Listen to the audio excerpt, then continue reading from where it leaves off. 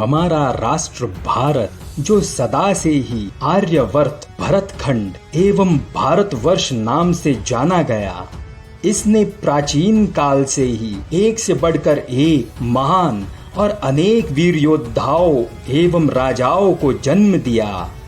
फिर चाहे वह त्रेता के सूर्यवंशी राजा इक्ष्वाकु, राजा रघु या हम सभी के प्रिय राजा रामचंद्र जी हो, अथवा द्वापर के चंद्रवंशी राजा भरत, राजा उग्रसेन, अथवा चक्रवर्ती सम्राट धर्मराज युधिष्ठिर जी हो, एवं क्षत्रिय कुल के अलावा भी गुरु परशुराम, कृपाचार्य और आचार्य द्रोण जैसे अनेक ब्राह्मण योद्धाओं को भी हम सभी ने युग युग में इस पवित्र भारत भूमि पर होते देखा है और आगे जाकर उन्हीं के रक्त को अपने अंदर समेटे एवं उनके वंश में जन्मे अनेक वीर योद्धाओं और राजाओं ने अपने महान विचारों एवं पराक्रम से सदा ही इस देवधरा भारत भूमि का नेतृत्व किया और रक्षा भी की। आज उन्हीं योद्धाओं एवं राजाओं की लिस्ट में से हम आपको 5 ऐसे शक्तिशाली पराक्रमी एवं शूरवीर राजाओं के बारे में बताने जा रहे हैं, जिनकी वीरता के आगे विश्व भर के लगभग सभी देश एवं राजा नतमस्तक हुए। नमस्कार मित्रों, हमारे चैनल भारतीय संस्कृति में आप सभी का स्वागत है।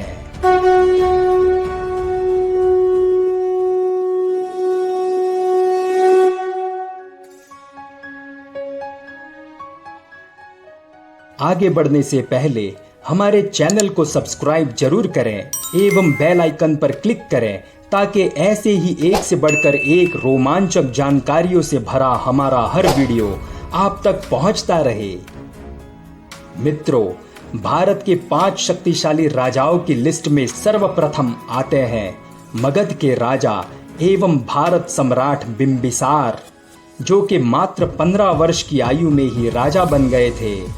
उनका जन्म सन 558 ईसा पूर्व हुआ था, जो कि एक बहुत ही बुद्धिमान प्रजापालक एवं महान सम्राट थे, जिन्होंने अपने कुशल नेतृत्व एवं व्यवस्थित राजतंत्र द्वारा अपने राज्य को बहुत शक्तिशाली बना दिया था एवं प्रजाजन को भी बहुत सुखी कर लिया था।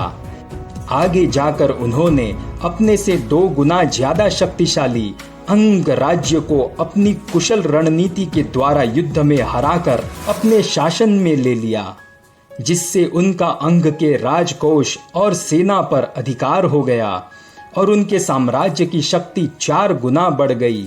फिर आगे जाकर उन्होंने अपनी शक्ति से पूरे भारत को मौर्य साम्राज्य के शासन में ले लिया एवं उन्होंने उसके बाद भारत में हर्यक वंश की स्थापना की।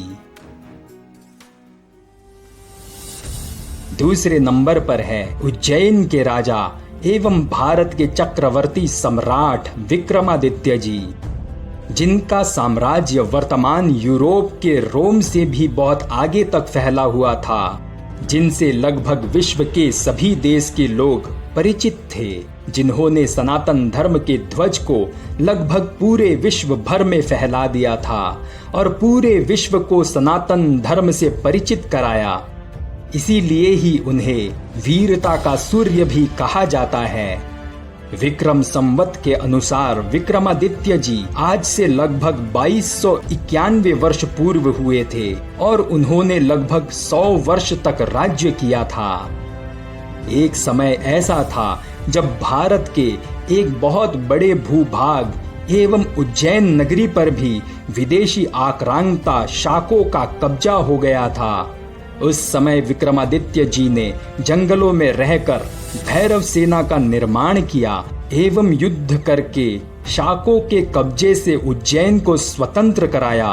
उसके उपरांत एक एक करके उन्होंने भारत के बाकी सभी नगरों से शाकों की शक्ति को ध्वस्त कर उन्हें हराकर भारतीय सीमा से बाहर कर दिया एवं उन्होंने भारत के सभी जनपदों एवं राज्यों को एक छत्र के नीचे लाकर अखंड भारत की एक राष्ट्र एक सेना की स्थापना की। एवं आगे जाकर उन्होंने ईरान, इराक, तुर्की, अरब और मिस्र को हराकर बहुत ही कम समय में भारतीय साम्राज्य के अंतर्गत कर दिया था। ज्योति वर्दा भिरणा नामक ग्रंथ के अनुसार जब विक्रमादित्य जी ने अरब और मिस्र जीतते हुए यूरोप में प्रवेश किया तो उन्होंने रोम देश से भी आगे तक भारत के भगवे ध्वज को फहराया और भारत पर बार बार आक्रमण करने वाले शाकों के सम्राट और रोम के राजा जूलियस सीजर को हराकर बंदी बनाकर उज्जैन नगरी में घुमाया और भारत के इतिहास में एक शौर्य गाथा लिखवा दी। राजा विक्रमादित्य जी प्रभु श्री राम के बाद भारत के सबसे महान राजा थे। हमारी लिस्ट में तीसरे स्थान पर है सम्राट चंद्रगुप्त मौर्य। इन्होंने सन 321 से 397 ईसा पूर्व तक भारत पर शासन किया। भारत के एक छोटे से गांव का छोटा सा बालक जो किसी राजघराने में नहीं बल्कि सामान्य परिवार में जन्मा और आगे जाकर अखंड भारत के सम्राट बने, क्योंकि महान थे इनके गुरु चाणक्य और इनका पराक्रम, जिसकी गाथा संपूर्ण भारत गाता है। आचार्य चाणक्य और राजा पोरस की सहायता से इनका मगध के राजा के रूप में राज तिलक हुआ। इनके शासनकाल में भारत की सीमाओं ने बड़ी मजबूती से अखंड विस्तार किया और उन्होंने यवनों को भारतीय सीमा के बाहर ही रोककर परास्त कर दिया एवं विश्व विजय के अभियान पर निकले सिकंदर को हराकर उसे जीवन दान देकर वापस लौट जाने पर मजबूर कर दिया। उससे पूर्व उन्होंने सिकंदर के सेनापति सेल्यूकस को भी 2 बार हराकर छोड़ दिया था और सिकंदर जैसे निर्दय एवं क्रूर आक्रांता को जो जहां से भी गुजरता वहां के सभी राज्यों को तबाह कर हर राजा को सेनापतियों सहित मौत के घाट उतारा। ऐसे दैत्य को हराकर भी जीवन दान देने की वजह से ही सम्राट चंद्रगुप्त को चंद्रगुप्त महान की उपाधि मिली, क्योंकि यह शब्द हारे हुए सिकंदर के मुंह से जीवन दान मिलने के बाद चंद्रगुप्त जी के लिए निकले थे। इसीलिए ही विदेशी इतिहासकारों ने भी उन्हें बहुत जगहों पर चंद्रगुप्त द ग्रेट नाम से संबोधित किया है और उनकी ऐसी महानता, उच्च आदर्श एवं पराक्रम को देखकर ही सेल्यूकस ने जाते जाते उनके सामने अपनी पुत्री के विवाह का प्रस्ताव रखा, जिसे चंद्रगुप्त जी ने आचार्य चाणक्य की गुरु आज्ञा के बाद स्वीकार किया।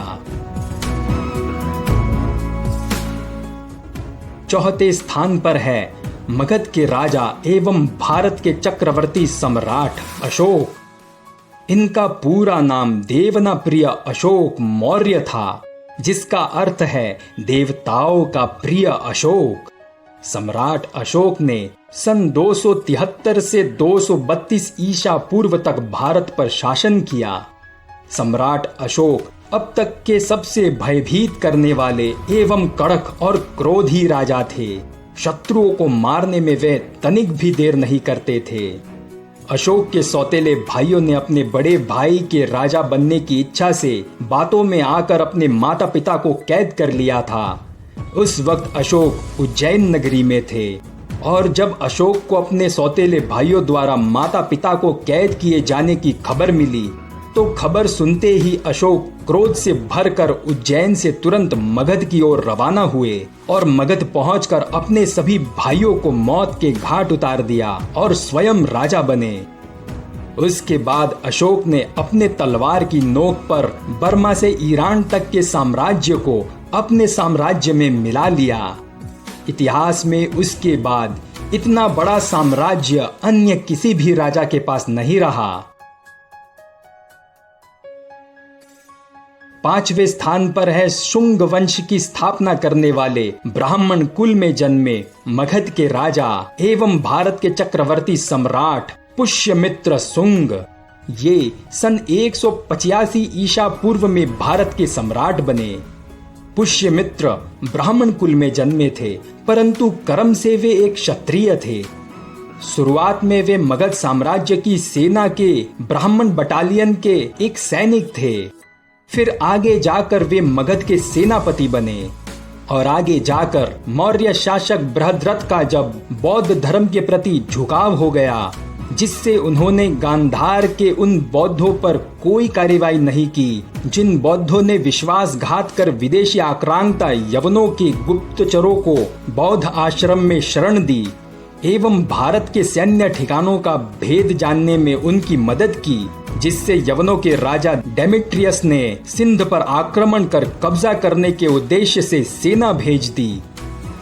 एवं बौद्ध राजा न तो खुद तलवार उठाते थे और ना ही क्षत्रियों को उठाने देते थे, तो उस वक्त भारत के सभी राजा अहिंसा परम धर्म की बातें कर रहे थे और यवनों के आक्रमण को अनदेखा कर मातृभूमि की रक्षा से विमुख हो रहे थे। उस वक्त पुष्यमित्र ने सभी राजाओं को वापस सनातन धर्म में लाने का काम शुरू किया और एक शक्तिशाली सेना तैयार करके निकल पड़े सिंध की ओर। पुष्यमित्र ने लगभग सिंध पर कब्जा कर चुके डेमेट्रियस को भीषण युद्ध करके हरा दिया और यवनों को भारतीय सीमा से बहुत दूर तक खदेड़ दिया। सिंध पर विजय प्राप्त कर एवं देशद्रोही बौद्ध भिक्षुओं को बंदी बनाकर जब पुष्यमित्र मगध लौटे, तो राजा बृहद्रथ ने पुष्यमित्र के सिंध की रक्षा के अभियान को गलत ठहराया और यवनों को देश का भेद बताने वाले बंधक बनाए गए बौद्ध भिक्षुओं को रिहा करने का आदेश दे दिया। तब भारत के भविष्य को ऐसे लापरवाह राजा के हाथों में देख पुष्यमित्र को अखंड भारत का भविष्य खतरे में नजर आने लगा और उन्होंने भरी सभा में पूरी सेना के आगे ही राजा बृहद्रथ का सर धड़ से अलग कर दिया और स्वयं राजा बन गए। यहीं से शुंग राजवंश की स्थापना हुई एवं यहीं से वे बौद्धों के कट्टर शत्रु बन गए और इन्होंने पूरे भारत में बौद्धों के खिलाफ अभियान चलाया एवं लगभग 80% बौद्धों को भारत छोड़ जाने पर मजबूर कर दिया, जिससे बौद्ध धर्म भारत से पूर्व के सभी देशों में फैल गया।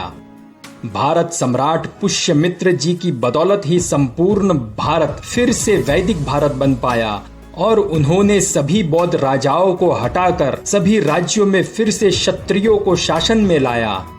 वरना आज शायद हमारा यह भारत भी चीन, म्यांमार और थाईलैंड जैसे ही शायद एक बौद्ध देश बन चुका होता। मित्रों, हमारे भारत में एक से बढ़कर एक अनगिनत वीर योद्धा और राजा हुए हैं और सभी के बारे में एक ही वीडियो में बता पाना संभव नहीं है। इसीलिए हम समय काल के अनुसार भारत के 5 महान राजाओं की और भी अलग अलग वीडियो लाकर आपके सामने रखेंगे। उम्मीद है मित्रों, आपको इतिहास के पन्नों से भारत के इन 5 पराक्रमी राजाओं का शौर्य जो हमारे द्वारा सुनाया गया अच्छा लगा होगा। यदि आपको हमारा वीडियो अच्छा लगा हो तो कमेंट में जय श्री राम लिखकर शंखनाद जरूर करें। इसी सीरीज पर हमारी अगली वीडियो में आपको और भी रोमांचक जानकारियों के साथ 5 अन्य राजाओं के बारे में बताया जाएगा। आगे देखने के लिए जुड़े रहें हमारे चैनल भारतीय संस्कृति से। आपका दिन मंगलमय हो। जय श्री राम, जय भारत।